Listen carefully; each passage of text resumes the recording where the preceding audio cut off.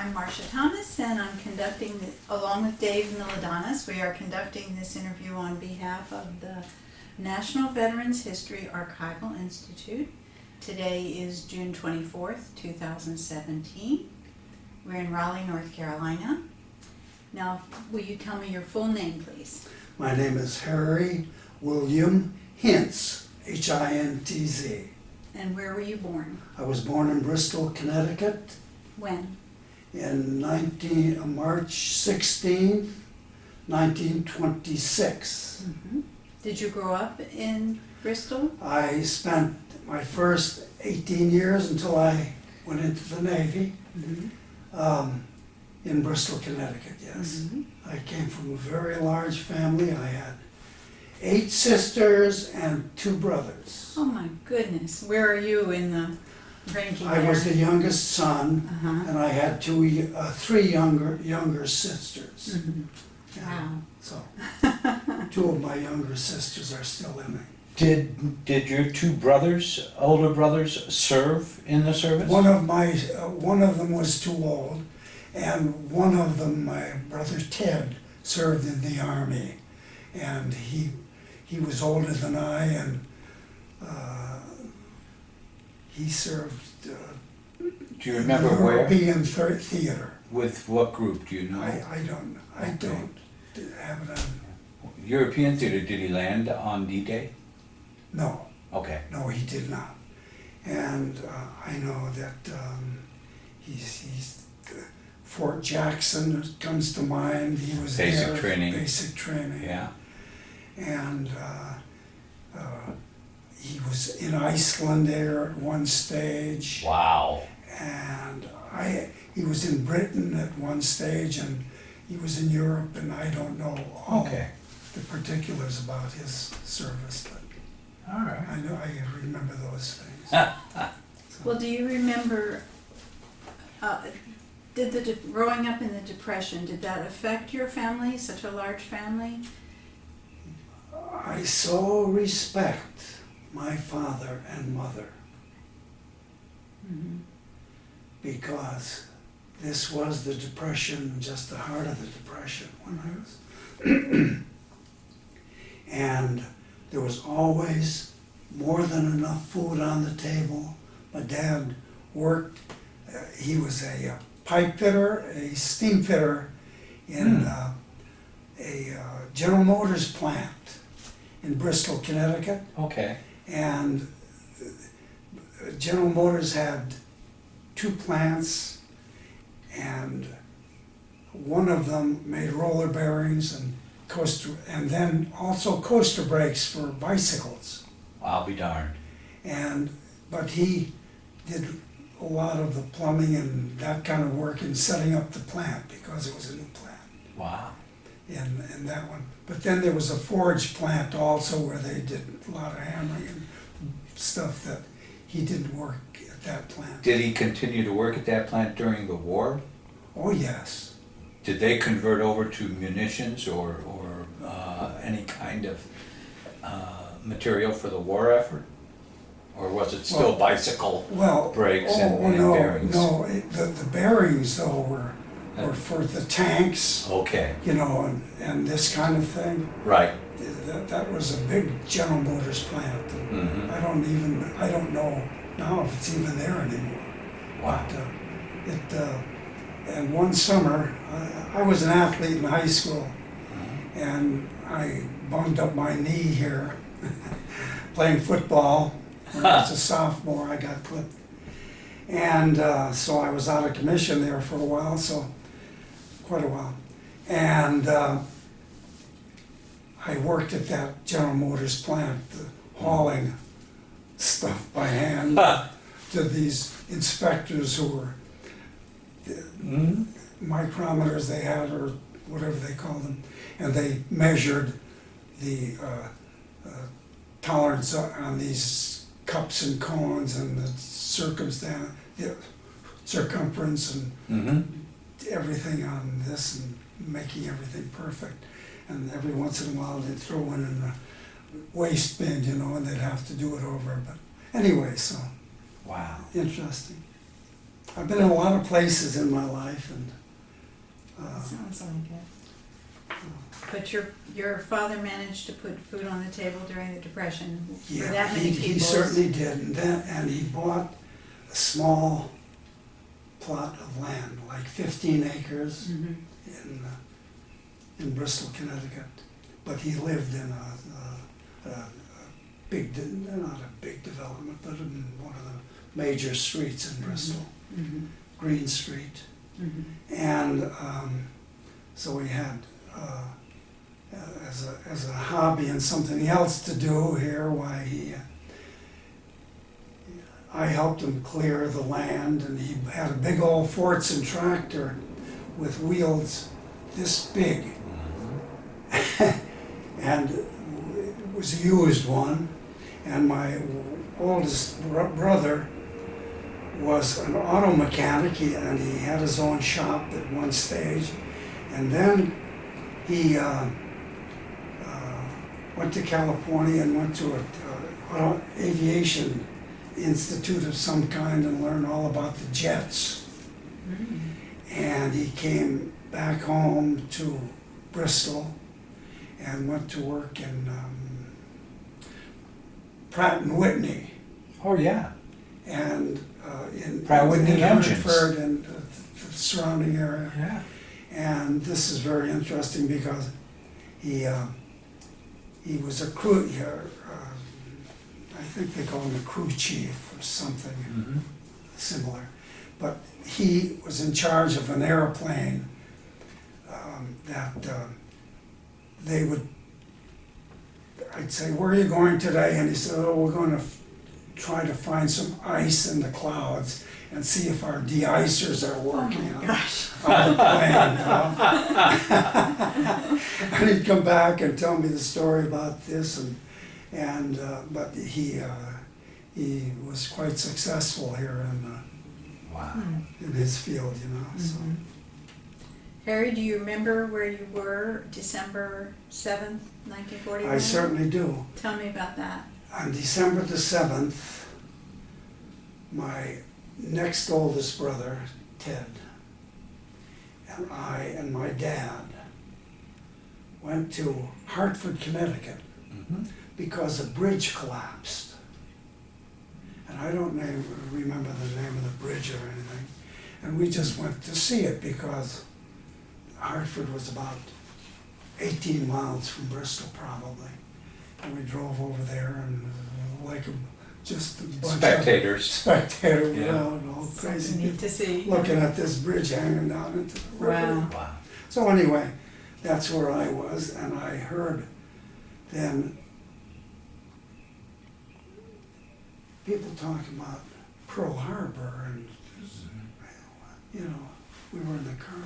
What in the world, Pearl Harbor? Where's that? Yeah. Yeah. And God, then that's how I heard about what happened in Pearl Harbor. And how the Japanese took advantage of us. You were just 15 years old when that happened. I was younger than, let's Yeah, say. 15, because you're 26. Yeah. I was a kid. You were still in high school, or Yeah, just oh, starting yeah. high school? Just starting high school, and the three of us went to Hartford to look at the bridge. Do you That remember collapsed, and when we heard that, so. Do you remember being frightened about what was going to happen? No, I wasn't frightened. I didn't know enough to be frightened, Mhm. you know. But I thought it was some kind of crazy stuff happened, because Mhm. why would they be doing that at Pearl Harbor, you know? Mhm. And that was the start of a big thing, you know. Yeah, sure So- was.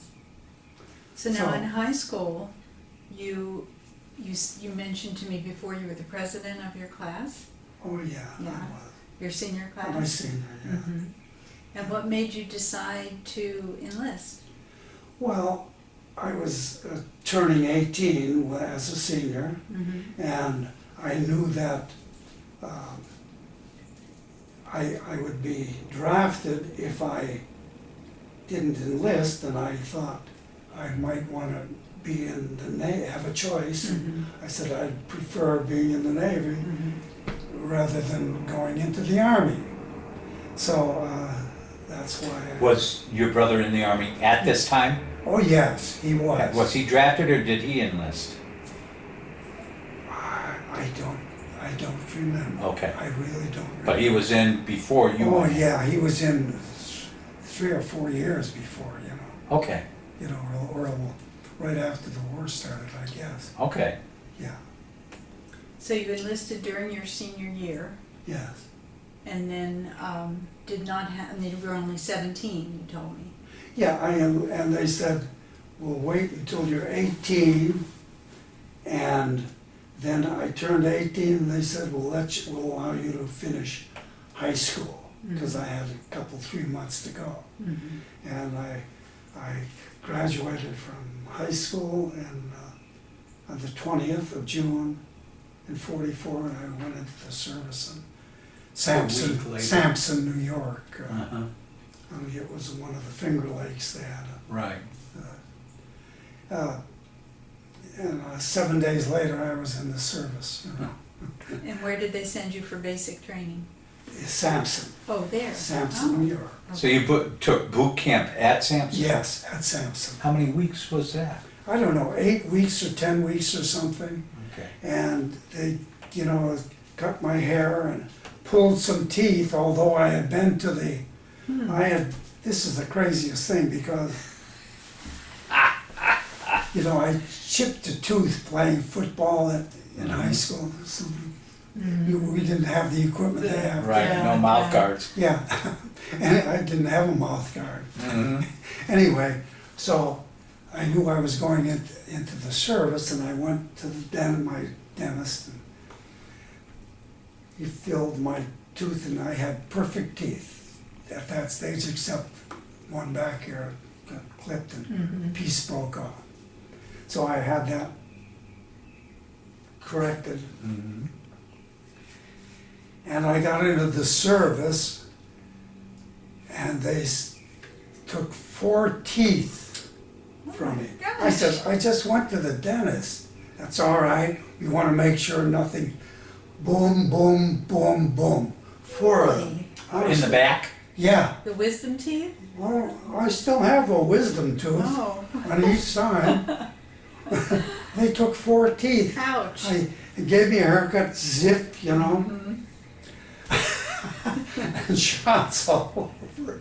Anyway, so I didn't. Whatever. remember- I didn't miss any teeth. I could chew You could good. still eat. I still have the great majority of them here. That's pretty good. Yeah, that's pretty good. So anyway, I did have good teeth. And what kind of training did you get at basic? When I was in basic training, they did all kinds of tests, and they said, you have very good eyes, you have stereoscopic vision. I Uh-huh. said, "Whoa." That's impressive. And What is what's that? What is that? And that is the ability to perceive depth. Yeah. Oh, huh. I could line up these 2 objects if they were which is which, and Mhm. from. So they sent me to a school in Florida, first, in Fort Lauderdale, Okay. and I stayed in the only hotel that was on the beach at that stage. Boy, it's Was this changed. gunnery school? No, it was fire control school. Well, okay. And they taught me about some of the guns Right. that I'd be not in charge of, but what I did, they put me on, when I got on the ship, there were gun directors at the very top of the ship.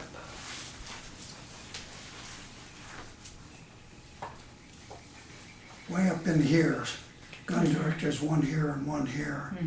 And they controlled the firing of these guns and also the smaller guns, which were the 5-inch turrets, and I'm gonna show this to and you. I was inside this big director, and that's not a good picture. This is the Topeka, correct? Yeah, Okay. Was it 14-inch guns? No, The big ones? no, 12. 12-inch, okay. And I don't see a good picture. I That's thought good. I had one. Whatever. That's good. The director was And a what they- location, wasn't it? Or- Pardon me? The director was a location, it wasn't a person. No, the director was the location. Right. And it was a little room. Right. About from here, like so, and it had two, Sam. oh, excuse me, Relax. yeah. Yeah, It had relax. two big telescopes at the end of this director, and it was movable. It could go 360? not 360 because I'd be bumping into the back of the ship, Okay, you see, but it would be probably 260, 270 or something. All right, And just okay. couldn't right. fire on my own ship. Yeah, exactly. But it could control the big guns on the ship. Mhm. On the, if you were on the forward gun director, it would control half of the front of the ship. Okay, And the rear director would control the big guns on the back of the ship. And the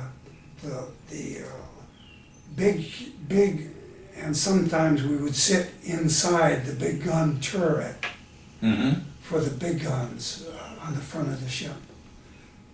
As part of your training in Fort Lauderdale, were you just trained on manipulating the guns, or were you also trained on, we call it target acquisition?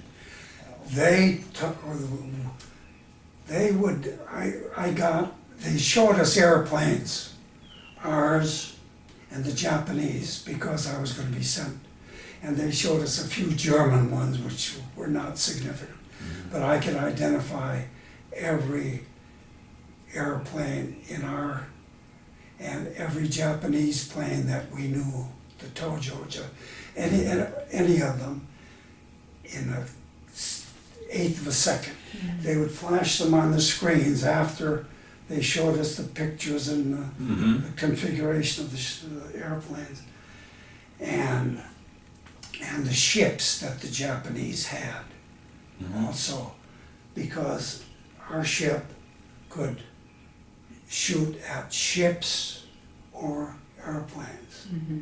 And the gun director that I could either be in the front or the back of the fore or aft gun director. There were two of them, one on each front and back. And I could, my gun director would move like this. And, you know, if there were a plane up there, these guns would go up there, but I would control where I was pointing with my Right. this director, or the optics were up that direction because they could tilt, you know. Right. Anyway, so I could follow an airplane and I could manipulate by hand. There was radar in the gun directors, okay, that could say this is out 1,200 yards or something, or Right. an airplane or whatever. You were measuring the distance to the ship. So they would measure the distance and the height on the airplanes. So I could manipulate the way So the guns. right. Guns. So you could control fire for aircraft Yes, and ships. and ships. Let's go undersea. Did you have any anti-submarine controlling capability? No, not, that was only surface and air, Okay. my gun directors. Right. So I could you're do that. guiding the guns. I was guiding the guns, and where my director went, the guns would go. Exactly. And the guns were coming from different angles. That's You know, on amazing the ship. technology. Yeah, for 1944? Yeah, that really is. Yeah, you know. But it's also mechanical, Uh-huh. all right? Yeah, It's, so the so- radar would do it, but if something happened to the radar, then they said, Yeah, this is I- eyeballs. yeah, and I'd look into this scope, and I could do the same thing that the radar was doing, and Yeah. I could line stuff up uh-huh. for the, Wow. so that was kind of crazy. So that's fire control. Did you actually shoot the guns? Or was somebody No, else? somebody, but, if I would tell them, You they would lined press up? a button, I see. Okay. or if the radar was doing this, I was following what the radar was doing, I'm looking in here, and if the radar couldn't do it, then I'd, and there was another guy in the other director at the same time. You didn't know that? No, that I'm really yeah. impressed. Have you ever seen, it's hard, pictures or movies today of World War II, they show the guns throwing lead up Yeah. into the sky. Okay, so a curtain of lead is up there. These guys were the ones sending that lead up by controlling the guns I think going I up always there. pictured in the old movies, somebody behind that gun doing that, Well, on some of the 40mm guns, they Those had- are the small had machine guys- guns, right, They the were, cannons. yeah, they'd have. But the big guns, But the big guns, yeah, Wow. this was, so that's why they called it fire control, control the firing of the gun. that's amazing stuff. Yeah. So now the training How do was, you know a lot about it. he knows a lot about everything. He's Does a he? walking encyclopedia. Well, I see this, holy mackerel, I'm gonna watch my, No, you're fine, no, anyway. So your that's- training was in Florida. Yeah, Fort Lauderdale, Florida, and then from there, I went to Norfolk. After this time, Mhm. a few weeks in Florida, they sent me to Norfolk, Virginia, put me on the training ship. The old Wyoming was out there. Oh, really? Yeah, the old battleship Yeah. Wyoming was there. That's And one of the they- ones that wasn't sunk at Pearl Harbor. No, that. Right. Anyway, so I was on there for a week or 10 days or something, and then one Sunday morning, I got a call over the loudspeaker. They had church services on board. And so they said, they called out 2 names, report somewhere on the ship, and we had to go and gather your duffel bags full of junk and a locker full of your clothes and everything. And a Jeep came and picked another guy and me, the other fire controlman, and took us to the U.S.S. Topeka, which was maybe a half a mile away In Norfolk. in Norfolk, Okay. and away I went. Well, now, do you remember what time of year this was? Was it the fall of 44? September maybe, or October? Enlisted in June. So probably boot camp. fall. Boot camp would take you into August, and then a few weeks down at Yeah, Fort that had to Lauderdale. had to be in end of September or the 1st of October. Okay. I don't remember the dates. All right, so in October 1944, you're on the Topeka getting ready Yeah. to go to the Pacific. Yeah, How did you How- get there? went Good out question. through the Panama Canal, Oh, okay. and then we stopped at San Diego, and then we went to Hawaii. Okay, big question. This is your first time on a big ship. Yeah. Did you get sick? You won't believe it, but the ship I was on had some real sailors that career people here. Mhm. And we went out of Norfolk and went out, and everybody on the ship got seasick, including the Oh, really? old seamen, yeah. The old boats and, guys who had been in for years. Oh, where they were gosh. carrying buckets. Oh, my. Well, This was a mess. think about the time of year it is and what happens. Hurricane season, Exactly, right? you're in hurricane season, Yeah, right? Anyway, this was, I saw, and we went down, and for 2 or 3 days here, there were pretty sad stuff here. Oh, I bet. And we, then we went through the Panama Canal, and it was hot down there. Oh, yeah. And we got to the other end of the canal, and it was so hot, and there were 3 or 4 of us sitting on top of one of the big guns. And the boatswain came, and we had the hats, our caps, on, and pulled down the brims on me here, to keep the sun out. And this was new territory to us. We're out looking at the town and the little locks and everything. Right. Big deal for a kid, Yeah. to see this stuff. And so there were 3 or 4 of us.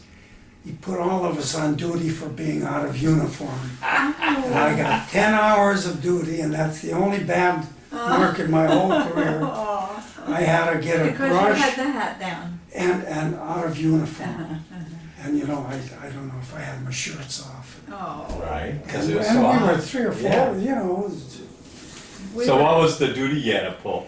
I had a brush and a bucket, and I was cleaning steps going onto the galley where we ate. For 10 hours. 10 hours of duty. Wow. And that was, My husband and I went to Panama, I think it was about a year ago. That's as hot as I have ever been in my life. well, this was. This was yeah. really, really hot. And, so we were just. Did they ever when you were cruising, did they ever let you all dunk in the ocean to cool down? Not while we were in motion, Uh-huh. but But they would when we anchor. would get into some of there were a lot of little islands we Right. got to. My God, Uh-huh. I was at Tinian and Saipan and Ulithi Atoll and place, down near Australia. Never got to Australia, but just these places that let you go overboard and take a swim. So the Topeka is a light cruiser, Yeah, and it's going through the locks at Panama. How much space did you have? we made it. We made it. Okay. And with room to spare, there was room to spare, but it was tight here. But through the locks. Yeah. But once you got into the canal, why, it was like a big river. Yeah. You just, I just thought, this is nothing, this canal, just like you're float like a river. But at each end were the locks. And those you were tight going through those. That was interesting here. How That's far amazing. from home had you ever been before you joined the Navy?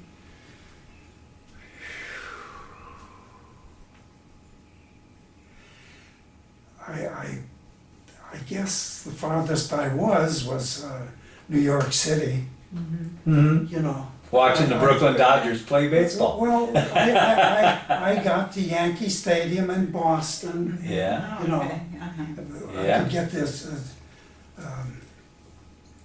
Yankee Stadium in New York. I could get a train and go out of Bristol and go to Yankee Stadium, and so once in a while, very seldom,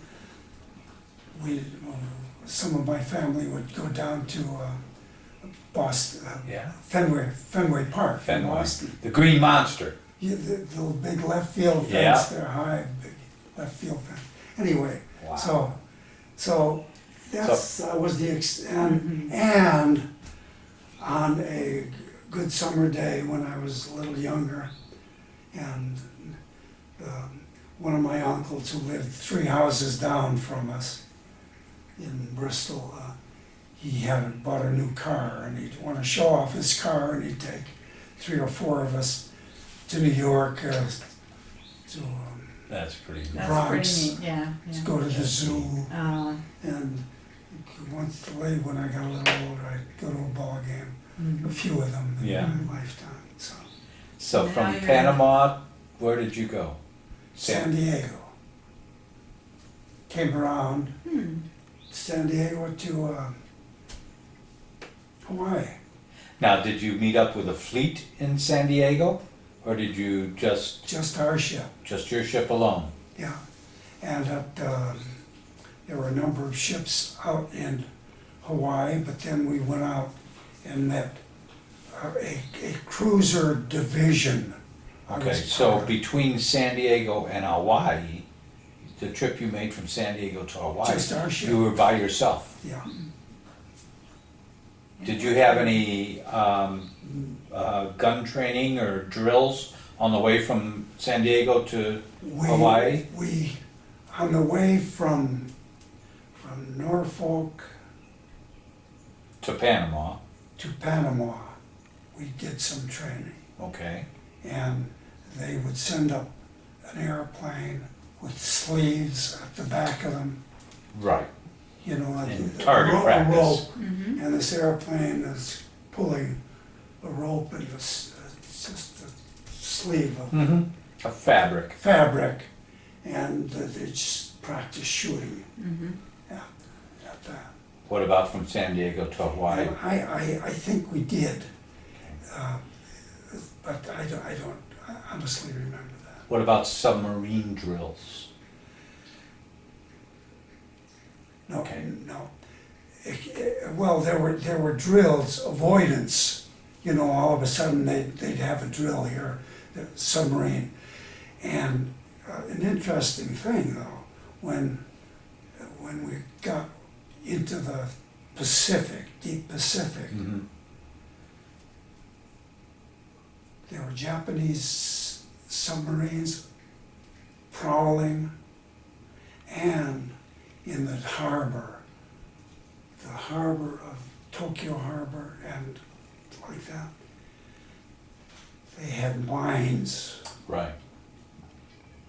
floating, some of them floating and some of them Submerged. submerged. And we'd be going along and all of a sudden the ship would start shuddering here, they're putting on the brakes, you know, and the ship would come to a complete halt. And from here to, well, quarter of a mile or eighth of a mile, I don't know. Mhm. The Marines, we had a contingency of Marines on the ship. Mm-hmm. You know, there were like 8 of them or 12 of them here at a time. And they'd come out with their rifles and the 40 millimeter guns And would shoot at the mines. explode these mines Yeah. that were out there. Boom! You'd see a big puff go Oh up. my gosh. And they found them, what was sonar or? Some of them were floating on the could top, see and they them. had these horns on them, Uh-huh. you know, and if you hit one of those, Oh my it's gosh. Mm. so. So you went to Hawaii. Do you remember what time of year it was? It was pretty nice out there. It was really nice. I don't know. Towards the end of the 44? December, November timeframe? I honest to God don't Okay. recall. Christmas time. Christmas of 44. No, I think it was later than that. Okay. Yeah, it was later than that. Yeah. So it took weeks and weeks and weeks to get from Pardon me? it took many weeks to get from Norfolk through the canal to Hawaii, Yeah, but it to San didn't, Diego to Hawaii, Mm-hmm. right? it all together. Yeah. Yeah, it would, you know, Mhm. but it could go like 30 knots, 31 miles an hour. Right. Something here, Mhm. the ship. Mhm. Did you, when you got to Hawaii, did you sail into Pearl Harbor? Yeah. Do you remember seeing the Yes. burned up remains of the Yes. Arizona there? Yes. How did that strike you? When you saw that for the first There time? was still devastation there. Mhm. And there were other ships here, remnants. Right. You know, there's The ruins. ruins here. Some of them were still just partially demolished, and you'd see them sunk. But and you could see the Arizona. Mm-hmm. It was down there, and just, yeah, Did you get shore leave in Hawaii? short time. What'd you do? Went ashore to Honolulu, and a lot of the guys got tattoos, and I didn't do it. Ah, You know, but it was interesting, beautiful, and went to the Royal Hawaiian Hotel, Mm-hmm. which was a pink, beautiful building, and it was one. There was, you know, we went to the Landmark. grounds. Pardon? It was a landmark. It was a landmark, yeah. And the Navy evidently had taken it over, and they said you could go visit there and get a drink of something, or, you know, Yeah. and get a Coke or, that's I recall. And just thought that was the nuts here, you know, see Honolulu. Oh, sure, that's And- exciting. Didn't get far, but then you could leave the ship and at certain times, and then they'd let some other guys go. Right.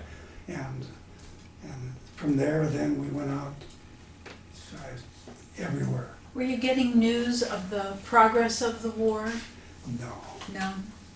not really. Well, we heard about the surrender in Germany. And that's later on. That's Yeah, in that was May later on here, you know. of 45. And, yeah, in 45 and later on. And so, When you got to Pearl, you said you got in with a cruiser division. What's a cruiser division? cruiser division was a set of, I think there were 8 different cruisers. There was an admiral on board our ship. Do you remember who it was? I did know and I don't know. Okay, no problem. And there was an admiral on our ship. And we formed a horizon around aircraft carrier. What aircraft carrier, do you recall? Well, there were a couple different ones from at different times. Right. And we, on the way out, the Hornet had gotten beat up pretty bad. Mm-hmm. And we saw that coming, leaving one of the ports. Okay. Remember the Hornet? Oh, yeah. Yeah, so anyway. And, but there were these cruisers, and then there were destroyers out beyond that. The destroyers were smaller ships and real fast. So you became part of a big task force. Yeah, task force. And then there was, beyond those destroyers, out like 100 miles or so, there were picket destroyers, they called them. Mm-hmm. And they were just, they were great peril, those ships, Oh, really? because they were floating out there and they were looking for Aircraft and submarines. And submarines and Right. ships, you Yeah. know, just looking. They were a warning, an Yeah. outpost. Like And a then they scout warned the kind of people, thing? Yeah. the others, and on the other destroyers, and they'd warn us, and you know, we tell us what's happening out there if there's anything. Well, So now, anyway, at this time, you've got, of course, Admiral Nimitz, Admiral Halsey, Admiral Spruance are the big guns, the big guys. those were not. They were not No. the admirals in your, No. okay. So, do you remember the designation of your group at that time? What it was called? Third, The third, yeah, okay. I Third can look Fleet. that up. yeah. And I don't know who that was. Okay. Now, how, Never saw him. Third I'm sorry. Fleet. Yeah, never, yeah. how frequently were you doing your job of fire control? Was it every day you were on duty there? Oh, that was my duty. Yeah.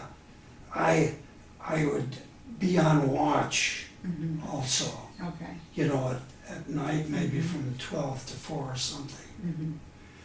And, but you'd go to sleep and somebody would come and wake you and it's time to get up. And the whole inside of the ship were red lights, you know, and everything was hatched down, nothing above the deck. There were no lights. So at this time, you're probably into early 1945, so you've left Hawaii. Do you remember what islands you went to first No. out of Hawaii? No, I don't know the sequence, Okay. but I remember Saipan and Tinian. Tinian. They were already under American control by that time. I think, yes, Yeah, they were.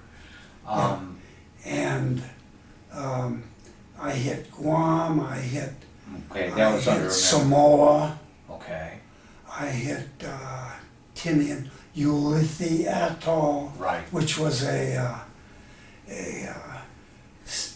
nothing much there, but they were supplies. Right. We got ammunition and we got food and mail, and that was kind of a gathering place. Not Tinian. Yeah, in 1945, the fleets are moving on Okinawa and Iwo. Which we were not. This was after that. We did not. This was. Gotcha. Yeah, we were not. So you're It in. was part of that. All right. No. Wow. Life on the ship. Pardon? Life on the ship. How was the food? The food, you know, I was from a big family, and I ate anything, and you know, so food was pretty darn good. Was it? I especially like they had some kind of lemon things here. I can remember here, like almost like a lemon pie, but it wasn't. It was square. I really liked it. And your bunks. My husband was on an aircraft carrier, and he always tells me about how close the racks were to each Yeah. other. Was it like that on Three. your ship too? Yeah. Where I was, there were 1, 2, 3, and I was the lower. How close to your duty station were your bunks? I had quite a while. Well, if I were on the front director, it was closer. But if I were on the rear director, it was up and forward, starboard, down and aft port. So you had to travel a And bit. you went up the stairs, so to speak, on the right-hand side and down. When you were going down the stairs, you went on the other side of the, you know. And were you in any battles? We saw airplanes, and we shot at airplanes, and the most airplanes we saw was after the armistice. There were some buzzards flying around, trying to cause a commotion, and diehards, you know, and everybody was shooting. I don't know. Do you remember where in the Pacific your fleet you were right before you went into Tokyo Bay? I don't know precisely where we were, but it wasn't far from Tokyo because we were fighting firing at some radar and gun emplacements on the shore of the mainland, they said. Okay, the southern islands, the southern tips. I would assume. Yeah. And then our ship went into Yokosuka, and then this is after the signing. You know, we were in there at the harbor for the signing, and you couldn't believe how many ships were in our fleet because it was quite a ways where the... Back up to August 45. August 45. The dropping of the bombs, Hiroshima and Nagasaki. how did you were on board ship. I was on Yeah. board ship. How did you And get we- word that that And happened? we over the loudspeaker, that, on the ship, Mhm. all of a sudden here that they told us here at Nagasaki and Hirohito. Hiroshima. Yeah, Yeah. Hirohito. Hiroshima. Hiroshima. Close. That was close, yeah. So, we didn't see a lot of action, you know, except for the buzzards there towards the end and when we were bombarding.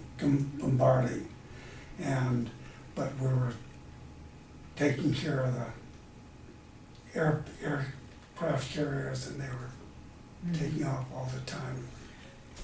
And then you heard, after the bombings, you heard that the war was ending? Yeah. Mm-hmm. What happened on the ship that day Yeah. when they announced the Oh, surrender? You know, that's unbelievable. Unbelievable. You're just hats going up in the air. You know, just yay, oh, you know, just couldn't believe it. So, fun. Mm-hmm. Now, it was a few weeks between the time they announced the surrender and the official surrender in Tokyo Bay.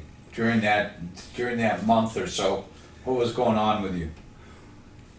During that month, on 2 occasions, they let me go ashore at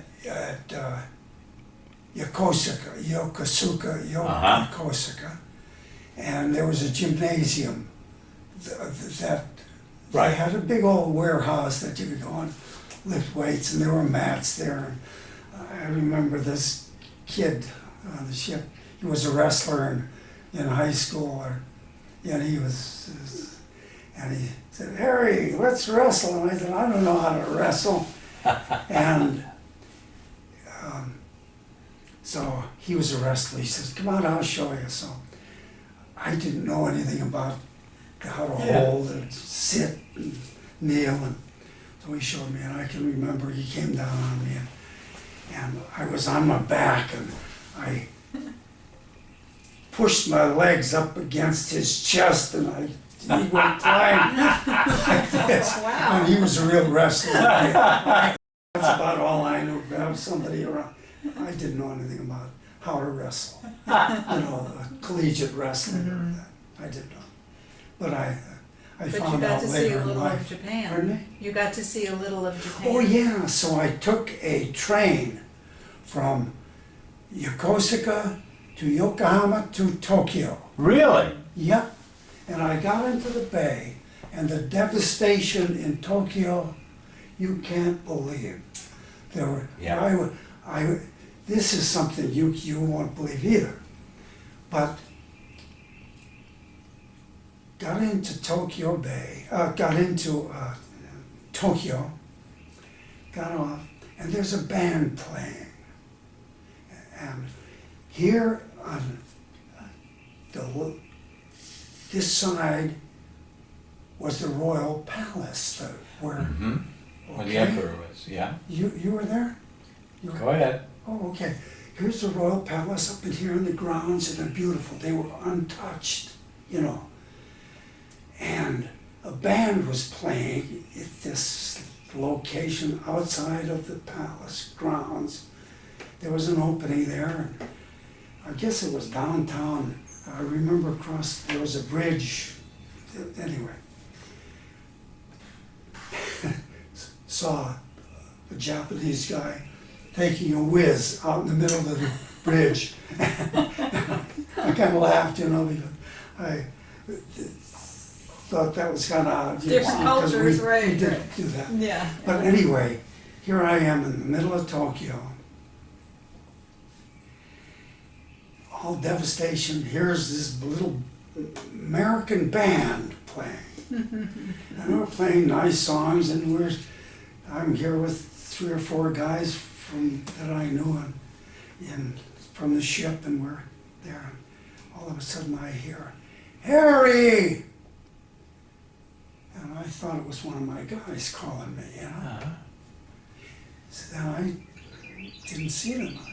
"Harry, there's a guy in the band, and it was a piano player from Bristol, Connecticut. Oh my The high gosh. school that I went to, Aw. his name was Al. Anyway, I'll get his name. I had it. And we talked, he came down, he was a piano player. And he was such a piano player that he played for in high school and, you know, at our gathering. And, oh my God, my here it gosh. was, That's it was kind of amazing. crazy. Yeah, You know? yeah. So, that was kind of neat, Wow. yeah. So in the harbor, when the peace treaties were signed, hundreds of ships? Oh, more than hundreds. Really? Yeah, there were more than hundreds, I'm sure. All types. Pardon me? All All types. types, just all kinds of, aircraft carriers, battleships, just everything conceivable. Just out there, and there was like a mass of ships. And we were one of them, and we weren't from here to there, from the signing here. But That's a sight I'm sure you Yeah. would never forget. no, I'll never forget. So, What was it like when all the planes flew over? well, I don't really recall all of the planes, really. Okay. Just the ships. You said planes, and maybe that was at a particular Yeah. time. That doesn't hit me. Okay. And maybe they were, maybe they weren't. I can't say that. But we were right there when they were signing them, you know? Wow. That's amazing. Yeah. Mm-hmm. So then I after the war, I had enough points that they sent me to the Philippines. Well, now, how long did you stay in Tokyo Bay after the surrender? Do you remember? Not long. So just a few weeks or Not- days? No, it was more days, as I recall. And then where you went down to the ship went down to the Philippines? We were, I know we had hit Manila, but then we went around the other side to Subic Bay, and that's where I was discharged originally, Really? at Subic Bay, or, well, Yeah. that's where I was, it was a disembarkation Right. place. And I wasn't discharged there, but that's where I was waiting for a transport. They said, hurry, our ship is going to China, and you can stay on it and go to China, and then go home, or you can wait here at Subic Bay for a transport to come and pick you up and go home. I thought, well, the transport's gonna Get you there quicker, you think? be quicker, Mm-hmm. but it wasn't. I knew it. It wasn't. The transport, I waited and I got bitten up by the biggest mosquitoes you ever saw. And there were all these sailors waiting to go home. And some of them had mosquito netting over their bunks, and I didn't, and some of us didn't, and so we discreetly would take the mosquito netting here we'd cover up and there were with the blankets here Oh just at my night, gosh. because if you didn't have a mosquito netting. Oh, how awful. And anyway, but from there then a transport came, and I don't know the name of the transport ship. We got home to San Pedro Harbor, went through the Golden Gate Bridge, Mm-hmm. That's pretty neat. okay? Did you stop at Treasure Island? No, Okay. no. And I don't know the point I was gonna make here. You're going into San Oh, okay, Francisco. I saw some of the other guys who stayed on our ship went to China Oh, and beat you were us, pretty back. and I met some of them, and we had to wait for a train to take us home. Well, it's not, I guess it just wasn't sailors coming home. The transports took the Marines and. Well, I'm sure, but basically here, basically, this was, if there were Marines there, that's fine. But I don't remember Did the transport, when you left Subic Bay, did the transport just make a beeline right to San Francisco, or did it stop on the way? It did not stop, Okay, but it took a long time. several weeks. Yes, because it went very slowly. Yeah. And you didn't, you're got out of the Navy in June of '46. No, June of, Yeah. 46. Okay. So I just had that 2 was- years. Yeah, but between the time of the signing of the peace paper, the peace treaties, that was August of September- '45, right? September was the actual signing. Oh, it was The September. peace treaty, the surrender was August 14th, but then Tokyo Bay was September of 45. So you had October all the way around to June. Of '46, so Yeah, that's, so Yeah. you were in the Philippines that entire time? No, I went everywhere. Went to Samoa. Okay, I mean, they. What were you doing on these and stops? they had a point system, right. So you were just cruising the Pacific? cruising, and I was in Honolulu, Hawaii we came back to, and just Okay. all these places. It wasn't too bad. well, being a there was no fire control job for you. What did you do day to day? Loafed. Oh, that's all right. You know, I mean, really. They got paid. Yeah, got paid. and good food. Yeah, but, So when you get home, now how did you get from San came back, went to Oregon at one stage, from Oregon to VE Day or VF Day or something. VJ Day. VJ Day. Yeah. Came down to, Did you take the train across the country to get home? yes, picked up a train, yeah. How was that trip? Do you remember the Oh, trip? we went Chicago, crowded, very, very, very many. I sat on the floor part of the way, you know, because it was just Wow. service people going home. Yeah. And do you remember your first meal when you got home? No, No? oh no. Do you remember, did you come home to Connecticut at that time? I came home to Connecticut and, Do you remember when you arrived at the train station? What time of day was it? I arrived where? At Connecticut, when you came home, when you arrived at the train station? Well, I went from the West Coast, took the train to Long Island, New York, Okay, and there was a place there that you were get discharged, got your discharge. right. And I, what do you call that place? Anyway, Long Yeah, it doesn't Island, matter. somewhere in Yeah. Long Island. And How did you get from Long Island to home? I Bus? took a train. Oh, okay. Yeah, I took a train, as I recall, and got home to Bristol, Connecticut here, and Did anybody meet you at the train station? nope, nobody. And now, did you use your GI Bill then to Wait, get? whoa. Oh, Okay, I'm sorry, yeah. I'm jumping. I ahead. wanna get from the train station to home. How do you get Okay. from the train station to Sorry. home? Made a phone call, and one of my sisters came and picked me up. The train station was a mile. Okay, so when you called home and told them I'm at the train Oh, my station, God. what happened? Oh, What'd they say? Jesus, yeah, I don't know, just, God bless, you know, everything is good, you will come back.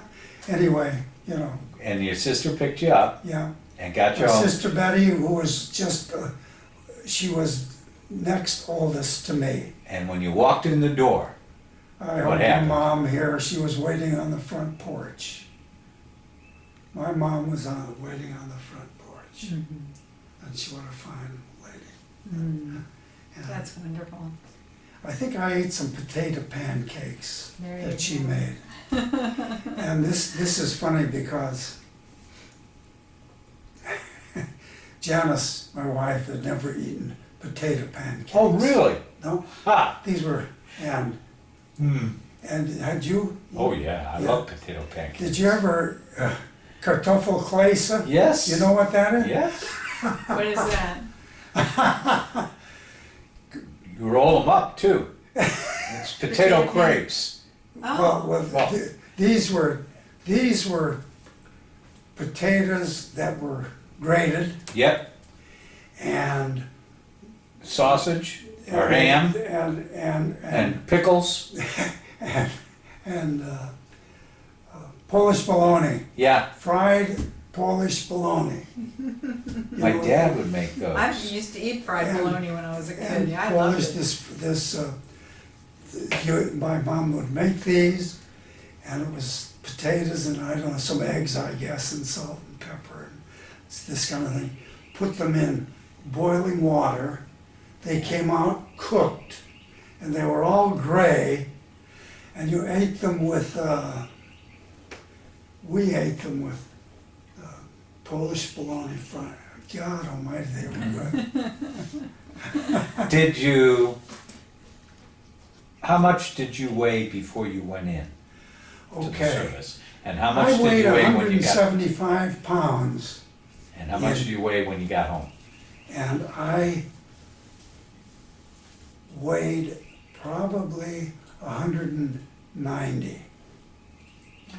Maybe it's good. No, I did. And you know, then after the Navy, I had an interesting life with my baseball and my college and like so on. And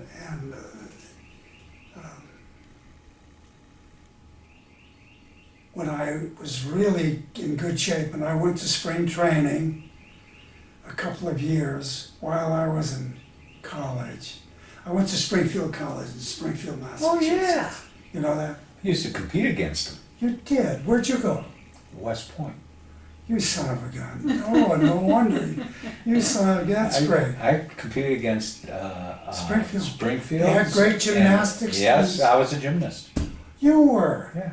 Well, So I competed that in is so gymnastics. interesting. Again, my coach was also from Springfield. We competed against UMass, Oh, Amherst, yeah. and, Isn't that and interesting? Syracuse. You and know where when Cornell. I first saw some, when I was in Bristol, I went to the boys club in Bristol here. I used to spend a lot of time there. And they had an exhibition, a gymnastic exhibition, and there were the Springfield College team Yeah, came. they were good. Still a good college team. And anyway, they came and I was amazed here at what the heck they were doing. Because I was not a gymnast. Yeah. You know, You were I a played football baseball, player, right? baseball, Baseball, basketball, yeah. and football. I played in high school, and I was pretty good at sports. You know, so. Anyway, but gymnastics I didn't know much about, and I was amazed, and I said, "Gee, that'd be a," and it was close to Connecticut, you know. So I had a chance then in 1947. I was working around, didn't know quite what I was going to do after I got out of the service. And I went to a tryout camp in my hometown For baseball. for baseball, and it was the Red Sox. And I haven't thrown in 3 years, you know. Oh boy. And I was a pitcher. So anyway, I heard they were coming, the Red Sox tryout was coming into town. And they had a day or two, and I got baseball and got my dad here, was I threw to him a little bit. And went to Muzzy Field in Bristol, and the Red Sox, and I got to pitch against these other people who were trying out for the Red Sox. And it was Roy Dissinger was this scout's name who was head of them. And they were, so he said, Harry, he said, you want to play ball? I said, certainly I want to play ball. He said, you'll hear from me this winter. I said, oh. So 2 weeks later, I got a chance to throw a little bit later. And the Brooklyn Dodgers went to Waterbury, Connecticut, for tryouts. Yeah. So I went, because I didn't sign anything Right. with it, with the Red Sox. So I went to Waterbury tryout camp. Harry, you want to finish the season playing ball? And this was July. Wow, you half a season left. Yeah. July. So I said, well, what, there's a college league in Vermont, New Hampshire, Massachusetts, guys from Yale, guys from Harvard, University of Massachusetts, Right. just UMass. Vermont, New Hampshire. They said you can finish the season with them, and they made arrangements for me to go to that college league. And I played for a couple of months, I guess. And the next season I went to spring training down in Florida. Florida with Leo Durocher, and his wife was Really? Lorraine Day. Oh my. Yep. And so then they sent me to Olean, New York. And my first year was 1946, and then 47 I went to spring training. Then my first year, it's after spring training, they sent me to Olean, New York, and the Brooklyn, the All-Star game comes. I think they went to Chicago, and a couple of the Dodgers went to Chicago for the All-Star game. The rest of them come to Olean, New York. And I was a pitcher. So my coach says, took the ball, Harry, you've got 5 innings if you can make it. But you gotta Pitching pitch against the team. First 5 innings. Wow. And guess whose first year that was in the Brooklyn Dodger organization? Jackie Robinson. Oh my goodness. Really? His first year. So I got to pitch against Jackie Oh my Robinson. gosh. I can remember Did he it to hit this you? day. I can remember it to this day. Jackie Robinson, Gil Hodges, I don't know if you know that Oh, name. Al Gianfrido, Yeah. Billy Cox. Wow. And so These are legends. and I was a dumb kid, and jeez almighty. So anyway, Did Jackie Robinson get a hit off you? no. Oh. But I'll tell you what, I struck out Gil Hodges a number of times in Really? my 5 innings on high fastballs right in here, and I could do this. And he Wow. couldn't hit that. And Jackie Robinson, I fouled off, hit a line drive that I swear was not much higher than this, to left field on a string. Foul ball. Thank Wow. goodness. I ended up walking him. And I remember just walking him. And Wow. he stole second base. And that's all I remember about him. Incredible. That's a pretty good claim to fame, wouldn't Yeah. you say? I'd say so. No, Striking you know, out Gil Hodges is a pretty good claim to fame. But yeah, and in my years, I had some kind of lots of stuff. Yeah. And I went to college and carried this stuff with me. Some of it I left in Connecticut. How with did my you mom. said you went to Springfield College? Yeah. Why Springfield? I thought I was going to be a teacher coach, Okay. okay? I was going to be a because I Right. like that stuff. And this is crazy because, You use your GI Bill for that? yes, I did. Used the GI Bill, thank God for it. And went to spring training here another year and a third year. And I went up a little bit of a ladder here in the minor leagues, and they had 1 billion pitchers. But one thing I gotta go back to the first year I signed. During the winter, honest to God, I got a better contract from the Red Sox than I did from the Dodgers. And I had already signed with the Dodgers. So, And I'm done boy. for. And the Red Sox needed pitchers so Yeah. badly. And the Dodgers had Koufax and Drysdale and all these great Yeah. pitchers. And we're in there, and Newcomb, there's that, Oh my gosh. just all good. And I just never made it to the top, but I was going to college, and I had to stop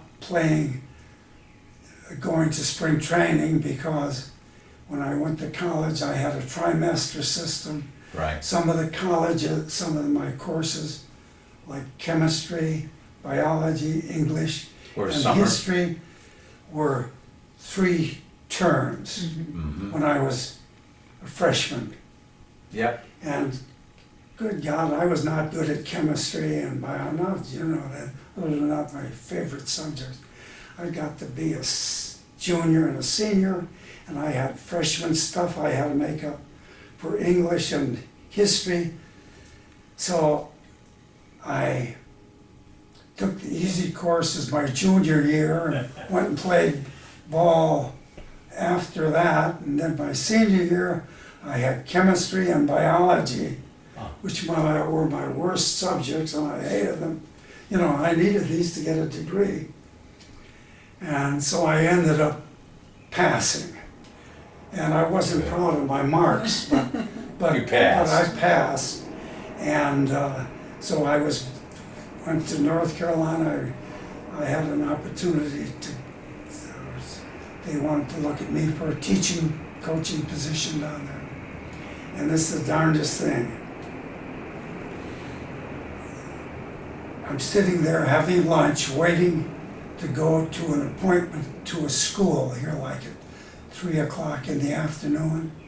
So I'm early and having lunch, and I had an old jalopy of a car I drove down from Connecticut to North Carolina, Chapel Hill? to Raleigh, North Carolina. And I'm sorry, to Winston-Salem. Okay. Winston-Salem. All right. Winston-Salem, and is where I was going to have this interview. And sitting here having some lunch, and this big old distinguished gentleman walked in with a suit and tie and coat, and here it is, the fall of the year, and what's a damn Yankee, we're talking to one another, what's a damn Yankee doing down here? Winston-Salem, North Carolina. I said, well, I'm looking for work. I just got out of school here in June, and I had a part-time job here in Connecticut, but I had an opportunity here. I had an offer to go to Vermont to school, and instead I didn't like it. I wanted to go to something better. And went to Winston-Salem, and I have an appointment here at such and such school. I don't even remember the name of the school. He said, He said, you're not working now? And I said, no. He said, you ever thought of banking? I said, no. No. He said, would you do me a favor? And I said, well, what's that? He said, here's my card. He handed me a little card. Would you walk across the street at Wachovia Bank and go to the 3rd floor at Wachovia. Uh-huh. And first, there's a receptionist downstairs. I'm gonna call them, they'll be waiting for you on the 3rd floor. And would you go and talk to them and see, they may wanna talk to you about a job. I had a little time and I said, okay. So I went and talked to this lady, I went up there. This guy I had talked to over lunch was a senior vice president at Wachovia in their lending department. Oh, wow. And so I went to the 3rd floor, talked to the people up there, the head of another guy up there. They said, pay more money, we'll train you. I started at Wachovia Bank, like that, immediately. Wow. You know, they come Yeah. live here. Started at Wachovia Bank and in the lending department, and I was a collector repossessor. Oh. Mm-hmm. And I was a damn Yankee, and down there, Oh, yeah. you know, I ran into lots of people here and who were not the same colored skin I was, and Yeah. I was going repossessing automobiles Oh, with wow. a tow bar on the back of my Ford. Tough Oh, job. my. And yanking cars, taking them into the dealership where they bought it because they couldn't pay their bills. Right. So I had to talk them into, and I did that for a couple of years, and I was so good at it that I trained, they had other people, I trained for another year. Mm-hmm. And then they brought me into the main office of, which was Wachovia Bank at that time, in Winston-Salem. I Right. took over the credit section of the state, Oh, I'll be darned. and these were automobile dealers and appliance dealers in High Point, Ashboro, Robbins, and certain areas of that state of Right. North Carolina. And I stayed with them from 1952 to 60, Okay. okay? I got out of school in college, 1952. Right. And took a job with Wachovia and had a chance to take over a whole loan department at a small commercial bank in Pennsylvania. I went there, took over, Okay. loved it, took over. Where in Pennsylvania? In Bloomsburg, Pennsylvania. And after 8 years, that bank merged with a big bank in Wilkes-Barre. I was a vice president with that bank. I Okay. loved the smaller community bank. Right. I went to Philadelphia one day to the Federal Reserve Bank in Philadelphia and says, are there any openings in a small bank for a man who knows a lot about banking and especially lending? No, we don't know of any right now. But then one guy, he said, how about that bank in Jim Thorpe, Pennsylvania? That guy died. Oh, the president of the bank died. Oh, my. So I went to Jim Thorpe. Jim Thorpe, Pennsylvania. Is that outside of Carlisle? No, it's Carlisle is near Harrisburg. Right. Okay. And Where's Jim Thorpe? Jim Thorpe used to be Mock Chunk, Pennsylvania. Gotcha. Okay. You know where that was? Yeah. Yeah. A little bitty commercial bank. It had 2 branches. The guy who ran it died. Nobody had filled the position for 2 months. So I walked in president of the bank. and I became cashier, Oh, which was the top. oh, 2 years later, I'm president of the bank. wow. Okay? Okay. I am still, I was president of the bank from 1968 until 1994. Oh Wow, my goodness, wow. I am still a director of that bank Oh. today. And I fantastic. talk to them on the telephone once a month or more. Uh-huh. Mhm. We have board meetings once a month. So, 2 times this year though, last month, April and May, the annual meeting of the bank was in May, and I was up for the annual meeting. Mhm.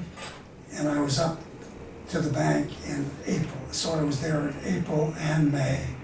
And in May, I was re-elected for a 3-year term That's great. as a director of the Jim Thorpe Neighborhood Bank, which is, we changed our name to a state bank anyway. That's How many great. branches are there now? 6. So, Wow. Well, what brought you to Raleigh? pardon me? What brought you to Raleigh from Pennsylvania? Why'd you move here? My wife, That's a good reason. okay? Uh-huh. So, Nothing wrong with that. yeah, so there I am in Raleigh. Mhm. And I liked Raleigh and my wife, and we have a stepson who lives 1 mile from us. Oh, Okay. that's nice. So, you know, so that's the connection my wife. Did you stay up with playing baseball during this whole time? Did you? I did Play until on. for a total of 7 years, including that college time, Okay. you know. But the last year, I just played summers in 1952, Okay. and I had a record of 4-1, you know, Yeah. because I just played this, but I hadn't been a pitcher. I hadn't been a swimmer. So anyway, it was either have a real job or, you know, and I That's couldn't right. make any money in baseball at that stage. You know, Yeah. Joe DiMaggio used to make, in his best year, $90,000, Yeah. and he was at the top. And now they today? make millions. Boy, it's a You different know, world. Sure, see. It's So ridiculous, anyway, the it's kind of- salaries that. It is. It's So- crazy. I guess mostly that's my life here. Well, That's great. a pretty darn good life. you have Yeah, I now. think so, you know? Yeah. So, Well, Harry, thank you for doing this interview with well, us. God bless you, Thank thank you. you. And thank you for your service to our country. Well, thank you, and it wasn't long, but I helped a little bit, Oh, I'm sure you did. And just had a ball. That's And wonderful. Life has been good to me, and have a beautiful, wonderful wife. Yes, you do. And I've got 4 kids that Mhm. really, between Janice and I, and they're all excellent jobs. Oh, that's One of great. them teaches at Penn State. One of them has his own business in publishing and a fulfillment business in Pennsylvania. And he lives also in Reston, Virginia. And a daughter who lives in Denver, Colorado, in the IT field. She just wrote a book, part of a book. Wow. And I have a son here who lives a mile from us and Raises bees with you. raises bees with me.